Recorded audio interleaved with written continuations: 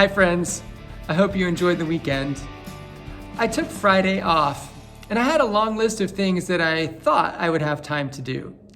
I was going to exercise and read a book and weed the flower beds and clean out my car and make food for Mother's Day and reconcile my checkbook, and you can see where this is going, right? By the end of the day, I could only check off a few of the things from my list. Does that ever happen to you? Whether it's a day off or a vacation or maybe a day at work when you don't have meetings scheduled and you think you're going to have all this time and somehow it slips away way too fast. Or maybe the coronavirus has you feeling anxious and stressed, wearing masks and social distancing and limiting our exposure for who knows how long. It's overwhelming. It kind of makes me feel like the clock that sat on the mantle and it started thinking about all the times it would have to tick in a year. 31,536,000 times, and the clock was overwhelmed at the thought of it. And so it just decided to stop. I can't do that all at once. I'm not even going to try. Well, the wise grandfather clock reminded the mantle clock that he didn't have to tick all of those 31,536,000 talks all at one time. He just had to take one tick at a time. When we become discouraged and overwhelmed, it's tempting to just throw up our hands and say, I can't do it. I'm not even going to try. But when we stop trying, we start dying, and we become as useless as a clock that doesn't tick. The good news is that as Christians, we are resurrection people. And that means that when we can no longer tick on our own, God breathes new life into us.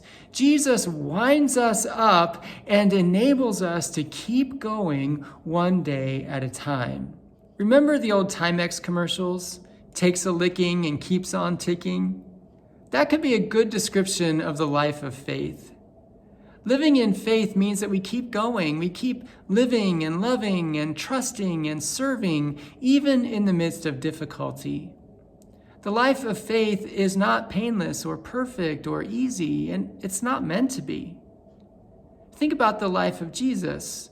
It was lived in the context of humanity, and specifically in the context of the hurting, the broken, the outcast, and the marginalized. Jesus lived in the midst of pain and suffering and injustice so that he could bring life and hope to hurting people. And then think about the context of his resurrection. It was the darkness of the grave. Jesus had endured unimaginable suffering on the cross and then had been buried in the tomb. And yet out of that dark and forsaken place came life, so that he could bring new life and new hope to people. If Jesus' life and resurrection were played out in the context of brokenness and pain, then as followers of Jesus, we should expect our lives to play out not in sterile perfection or contrived happiness, but in the context of real life, including the challenges and the struggles that we face. Faithful living is not immunity from anxiety, stress, pressures, or problems. Faithful living is getting through those struggles with integrity and hope and peace, one day at a time with Jesus. Take courage, my friends. We're going to get through this. I'll see you again soon.